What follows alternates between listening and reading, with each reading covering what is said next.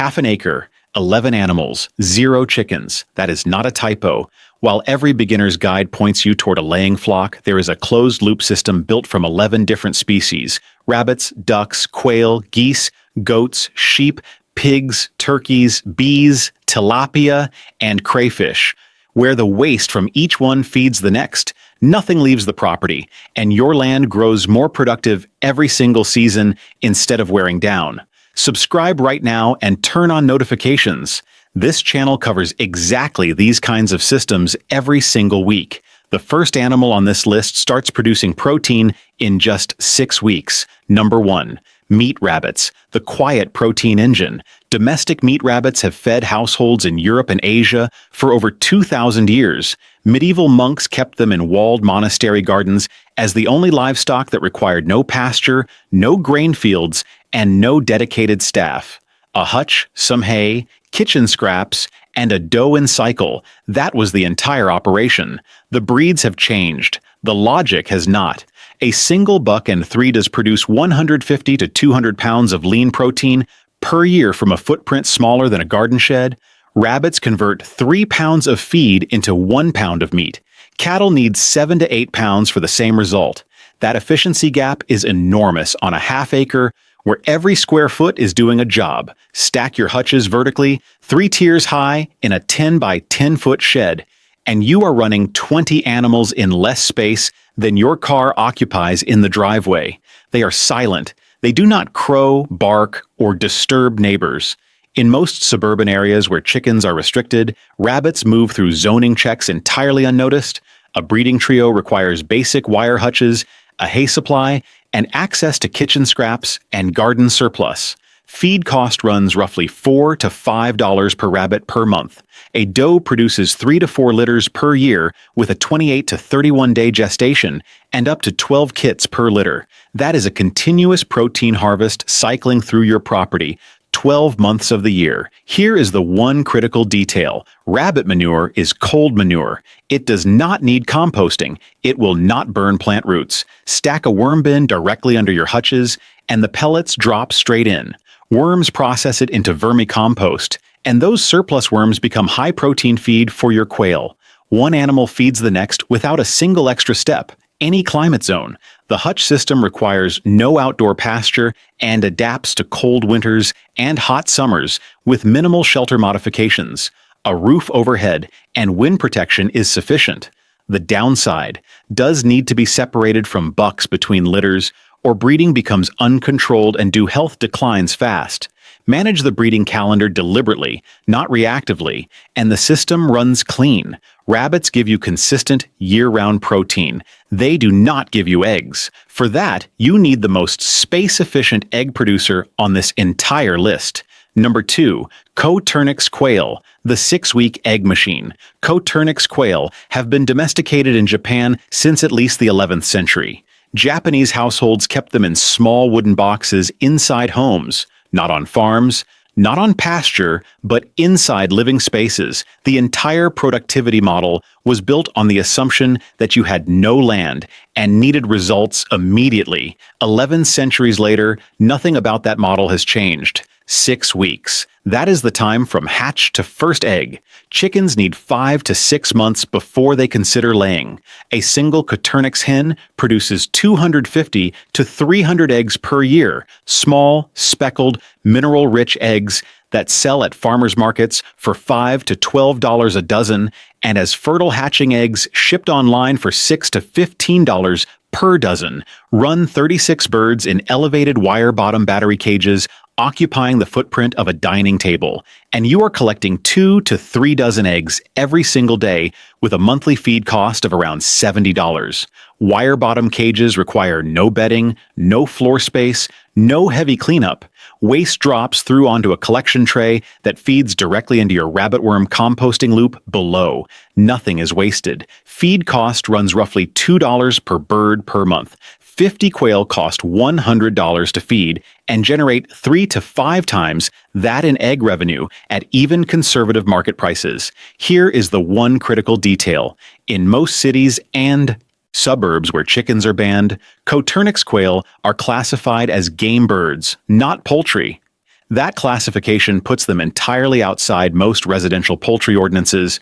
You can run a productive, income-generating flock in a garage, a basement, or a climate-controlled shed without a single permit issue. That loophole is legal, it is real, and almost nobody talks about it. Any climate zone, indoors, cold winters and hot summers are irrelevant when your entire flock lives in a structure you control. The downside? Coturnix almost never go broody. The instinct to hatch eggs was bred out generations ago. Budget $40 to $60 for a small incubator, or you will need to purchase replacement birds every 2 years. As production naturally declines with age, quail cover your eggs. They do not cover your pest problem. For that, you need something that forages your garden without destroying it in the process. Number 3. Muscovy ducks. The silent pest exterminator. Muscovy ducks are native to Central and South America and were domesticated by indigenous peoples long before European contact. Spanish explorers recorded them living in village food gardens throughout the 16th century, not in ponds, not in paddocks, but directly inside growing spaces, eating whatever moved through the soil. They were not brought into gardens as an experiment. They were kept there because they worked. A single Muscovy duck consumes roughly 100 mosquito larvae per day. Slugs, snails, beetles, and ground-dwelling insects that destroy vegetable crops disappear when Muscovies patrol the garden. Unlike chickens, which scratch aggressively and uproot established plantings, Muscovies waddle through without disturbing root systems. They eat the pest and leave the plant. On a half-acre where every bed is producing food you depend on, that distinction is everything. They do not need a pond. A plastic kiddie pool filled twice a week meets all their water needs. That pool water, loaded with dissolved nitrogen and minerals from their waste, gravity feeds directly to your garden beds as concentrated liquid fertilizer. Unlike chicken manure that burns roots without months of composting first, duck pool water is immediately absorbable by plants. 4 to 6 breeding adults is the right starting count on half an acre. Here is the one critical detail. Muscovies are silent. Males hiss softly. Females are nearly soundless.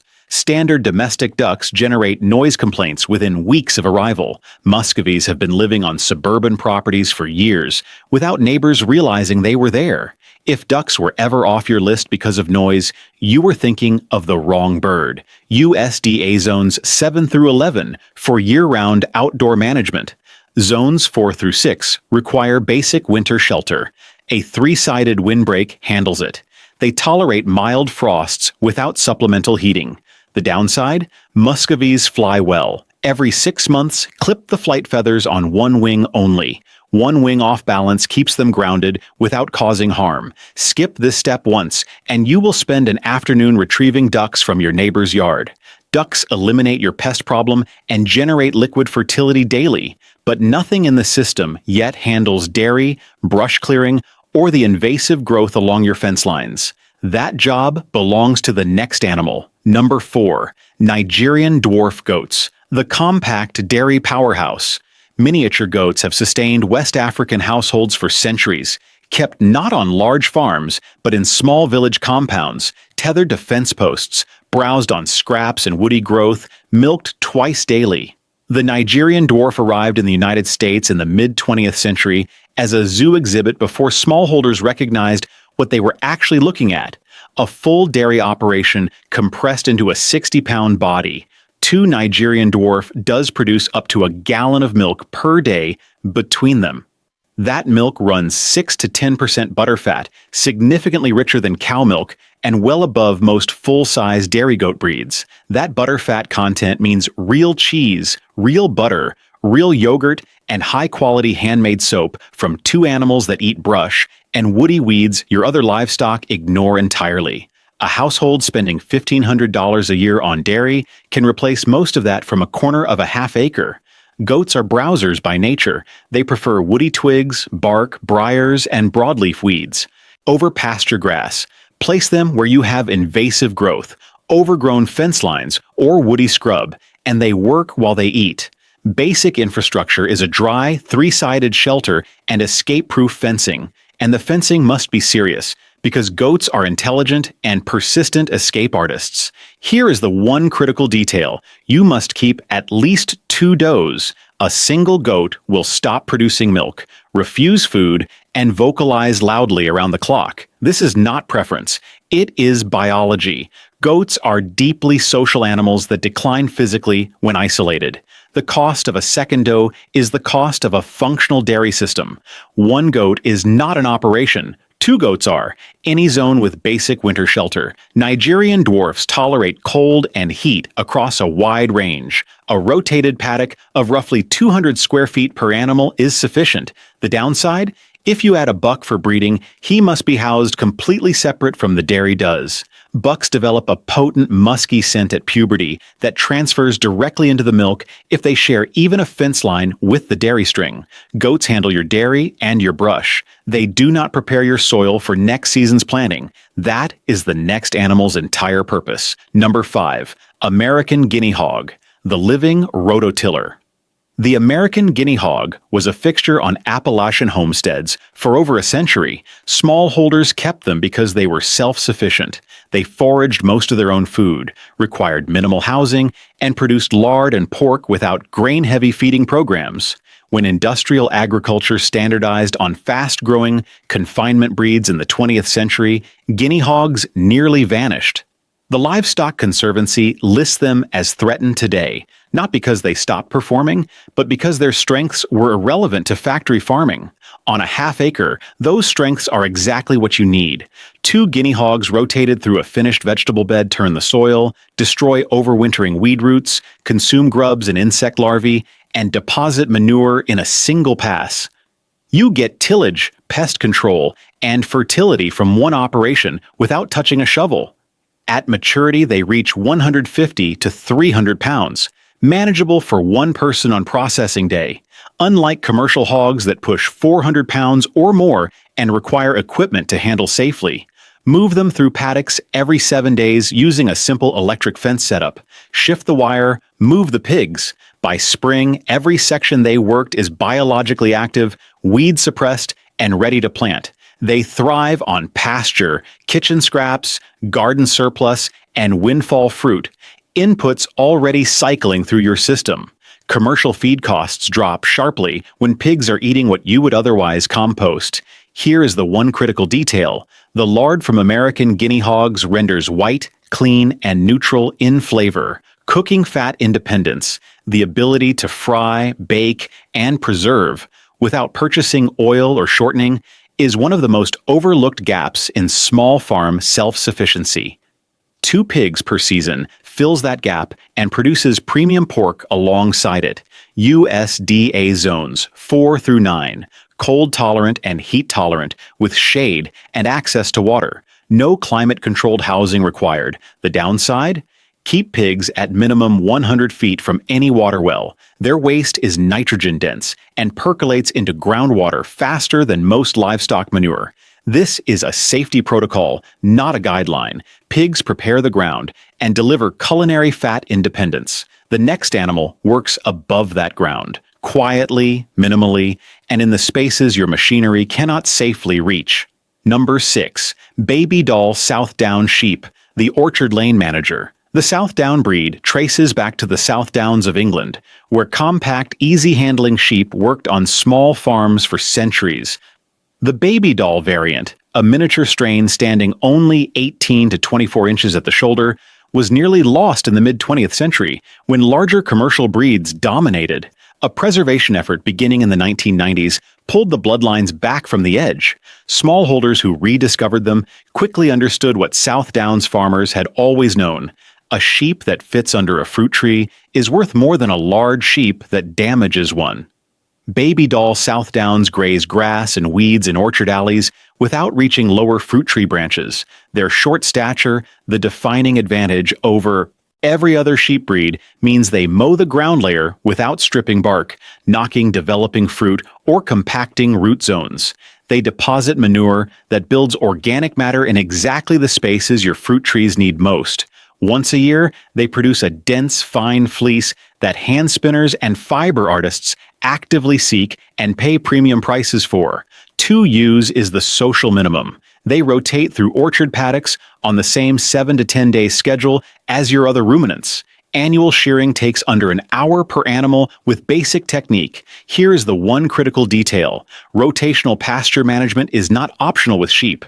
Allowing them to graze the same ground continuously triggers rapid buildup of gastrointestinal parasites that are difficult to eliminate without chemical dewormers. Move them on the rotation schedule. The discipline that protects your pasture from overgrazing is the same discipline that breaks the parasite life cycle naturally. USDA zones 3 through 9, cold hardy, compact, and low maintenance across most North American climates. The downside? Fleece that is not shorn annually mats, loses market value, and creates serious heat stress risk through summer. Set a shearing date, put it on the calendar, and treat it as non-negotiable. Sheep finish the grazing loop and add fiber income from land you are already managing. The next addition does not graze at all. It multiplies the productivity of every plant on the property simultaneously. Number 7. Honeybees, the invisible yield multiplier. Beekeeping records appear in ancient Egyptian hieroglyphs dated to 2400 BCE. For most of recorded history, a hive near the food garden was not considered livestock. It was considered infrastructure, as essential as a water source. The domestication of honeybees did not happen because of honey. It happened because farmers who kept them noticed something the farmers without them did not. Crops tended by bees produced dramatically more food from the same plants, the same soil, and the same labor. The honey was the bonus. The pollination was the point.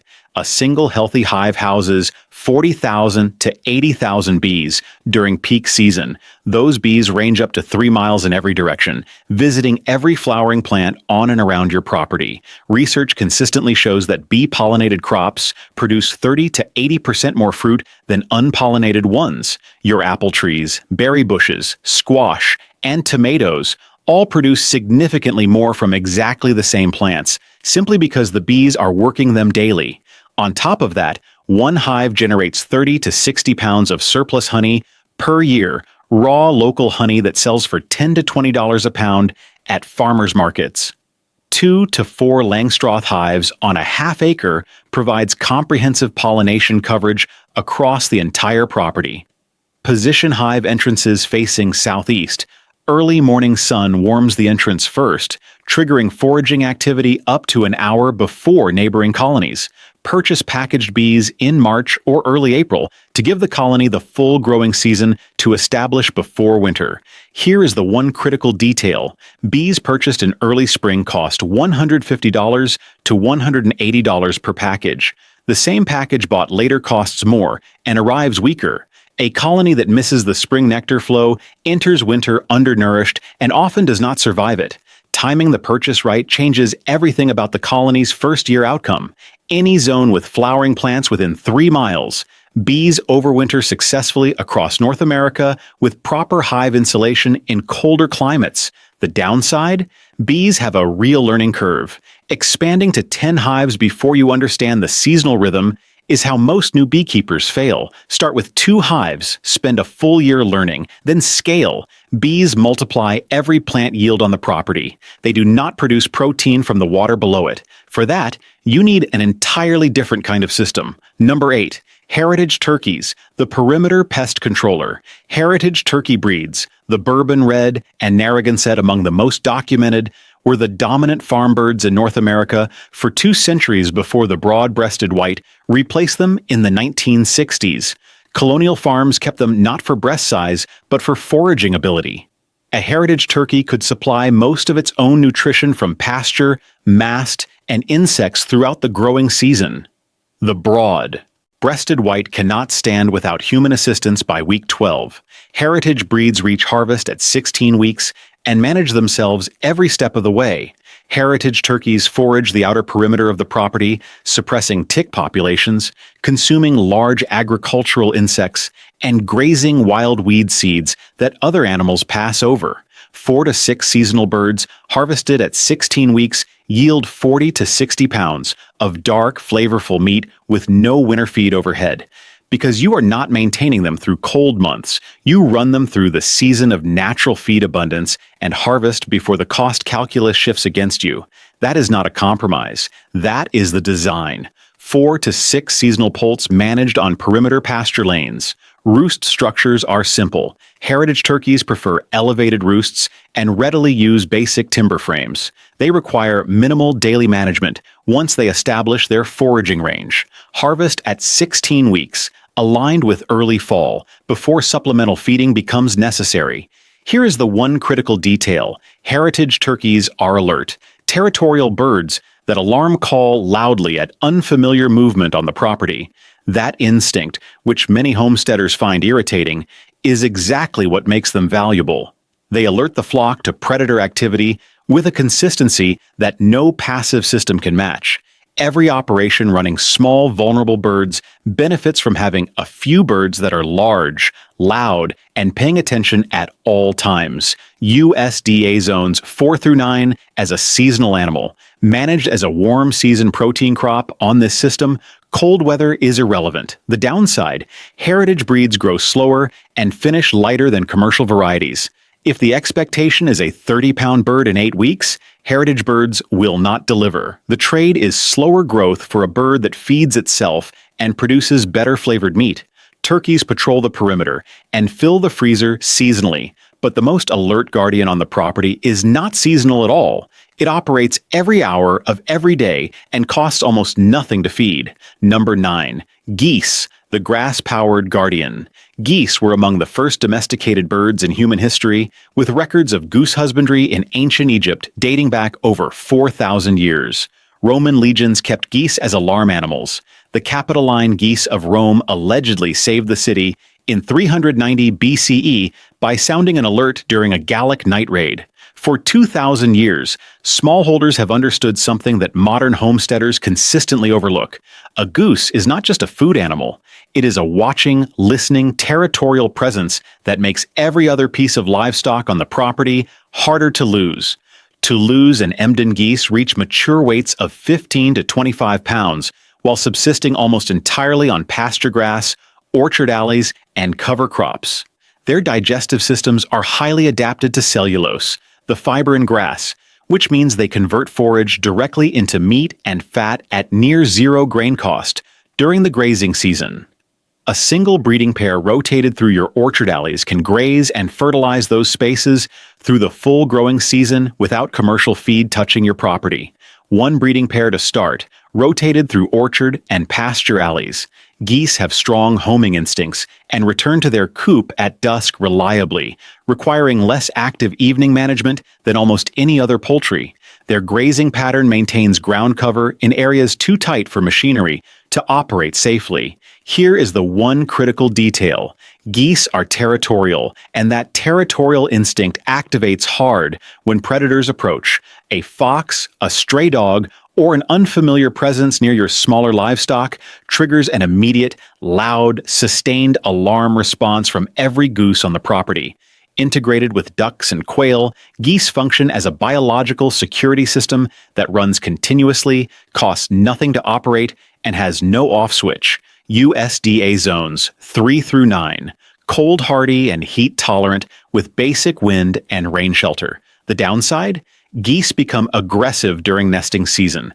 Adults protecting eggs will charge, bite, and wing strike humans who get too close. Mark nesting areas clearly and give them wide clearance in spring. Geese guard the land above the water. The most productive zone on the property is still below it, and most homesteaders never think to farm it. Number 10. Tilapia, the underwater protein factory. Tilapia cultivation traces back over 4,000 years to ancient Egypt, where they were farmed in ponds connected to the Nile Delta flood system. Egyptian farmers understood something modern aquaculture spent decades rediscovering. A fish that eats algae and phytoplankton requires no purchased protein feed, reproduces in confined water, and converts the nutrient waste from surrounding livestock into human food with extraordinary efficiency. They were not farming fish as a luxury. They were closing a nutrient loop that every other part of their operation left open. Tilapia convert feed to body mass at a ratio of roughly 1.6 to 1, meaning 1.6 pounds of input produces 1 pound of fish. Beef cattle require 7 to 8 pounds per pound of meat. In a pond fed by duck pool overflow, loaded with dissolved nitrogen and minerals, tilapia feed on the algae, and phytoplankton bloomed by that nutrient input. Duck waste grows their food. They grow into protein. Nothing is purchased in between. A 500 to 1,000 square foot excavated pond, stocked with 50 to 75 fingerlings, produces a harvestable fish population in 6 months. Nutrient-rich overflow from the duck paddock roots directly into the pond, triggering the algae growth that feeds the fish continuously. The water column feeds itself. The system runs. Here is the one critical detail. Tilapia die when water temperatures drop below 50 degrees Fahrenheit. A cold snap that arrives before harvest eliminates your entire season of production overnight. In climates with cold winters, plan a harvest date before first frost or maintain a small heated indoor tank through winter. This is the single variable that most new aquaculture operations fail to account for in advance. USDA zones 9 through 11 for year-round outdoor production. Seasonal production is viable in zones 5 through 8, with harvest timed before first frost. The downside? A power outage in a heated indoor system in winter can wipe out your entire stock overnight. Have a backup aeration plan. Before stocking, not after. Tilapia fill the water column with protein, but the floor of that same pond is producing something most homesteaders have never thought to harvest, and it requires almost no management at all. Number 11. Crayfish, the self-sustaining pond harvest. Red swamp crayfish have been consumed throughout the American South for centuries, long before commercial aquaculture existed. Indigenous communities and early settlers harvested them from natural waterways as a self-replenishing protein source that needed no tending, no feed, and no infrastructure. They thrived wherever standing water and organic debris were present, which, on a well-managed half-acre, describes the floor of every well-fed pond. In the pond system, crayfish occupy the benthic zone, the floor. They consume settled organic waste, fish feces, and decaying aquatic plant material. That detrital processing prevents the pond from turning anaerobic by clearing the organic matter that depletes dissolved oxygen as it decays. Without crayfish, the pond floor accumulates waste, oxygen levels drop, and fish health declines. With them, the floor stays biologically active, and the tilapia above it stay healthy.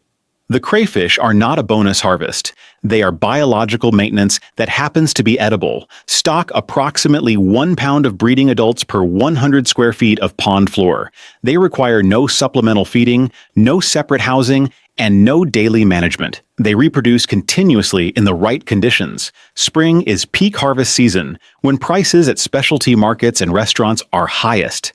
Here is the one critical detail. Crayfish are detrital cleaners, and their meat quality is directly tied to what they are consuming. A pond receiving chemical fertilizer runoff, synthetic pesticide residue, or untreated sewage produces crayfish unsafe to eat. Every upstream input decision, the duck water management, the organic composting loop, the absence of synthetic chemicals, determines what comes out of the bottom of the pond at harvest. Clean inputs produce clean shellfish. Red swamp crayfish thrive in USDA zones 6 through 10. In colder zones, select cold-tolerant native crayfish species adapted to local waterways. The downside: in some states, red swamp crayfish are classified as invasive and strictly regulated. Check your state's aquatic species laws before stocking. Introducing non-native species to open waterways carries significant legal and ecological risk. I want to tell you exactly how I know this system works, because I did not start here. 2 years ago, I was running a half-acre the way most homesteads do. 6 laying hens, a garden, and a feed bill that climbed every month no matter what I grew. The chickens scratched up my raised beds twice in one spring.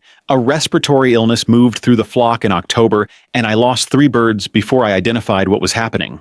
By the following spring, I was spending more on feed and bedding than I was saving on eggs. I was skeptical that replacing a chicken flock with 11 different species would simplify anything. It sounded complicated on paper and expensive to build. It sounded like something that worked in a research document, but not on a real half-acre with a real budget and a full-time job. But I phased it in anyway. Rabbits, quail, and 2 hives in year 1, nothing else.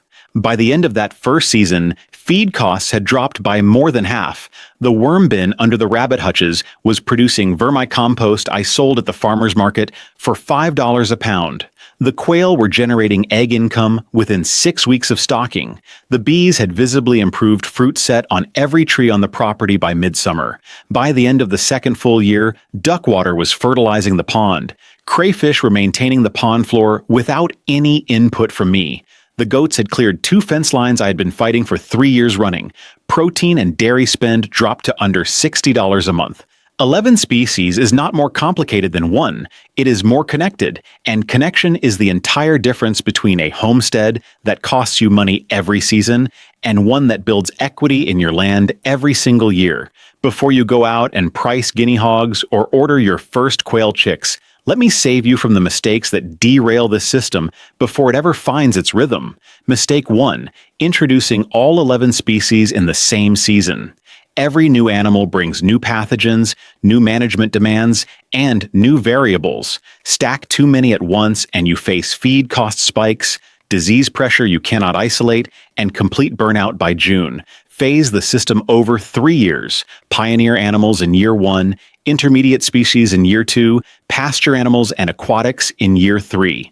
The system is designed to be layered, not dumped all at once. Mistake 2: skipping the worm bin. Most homesteaders focus on the visible animals, the pigs, the goats, the geese. The worm bin is invisible, and it is the hinge the whole system turns on. Rabbit manure to worms, worm castings to soil, surplus worms to quail feed. That nutrient chain eliminates purchased fertilizer and supplements your feed budget at the same time. Build the bin before you stock the rabbits, not 6 months after. Mistake 3: housing the buck near the does. Nigerian dwarf bucks develop a potent musky scent at puberty that transfers directly into milk flavor within days of proximity. Separate housing for the buck is not a recommendation. It is the condition under which dairy is possible at all. Mistake 4: ignoring crayfish water quality. A pond receiving chemical inputs, synthetic fertilizer runoff, pesticide residue, treated municipal water produces crayfish you cannot safely eat. Manage every upstream input deliberately. The aquatic harvest is only as clean as what flows into it. You walk out on a Tuesday morning and the property is already working. The rabbits produced manure overnight that the worms are processing right now. The quail laid 18 eggs before you made coffee. The ducks are moving through the garden alleys. The goats have cleared the back fence line. The bees are in the apple trees. The pond is doing what ponds do. Quietly, without you, your grocery spend on protein and dairy is under $60 a month. Your soil improves every season instead of depleting. Half an acre, running on its own logic, feeding your family on its own terms. Now I want to hear from you. Drop a comment right now. If you are already running a multi-species system without chickens, what has your experience been? And if you are not, which of these 11 animals surprised you the most? I read every single comment, and your answer helps every other homesteader watching this figure out where to start. If this changed how you think about what a half-acre can actually do, subscribe and hit the bell. This channel covers real numbers-backed systems like this every single week. No fluff, no theory, and no corporate sponsors telling us what to say.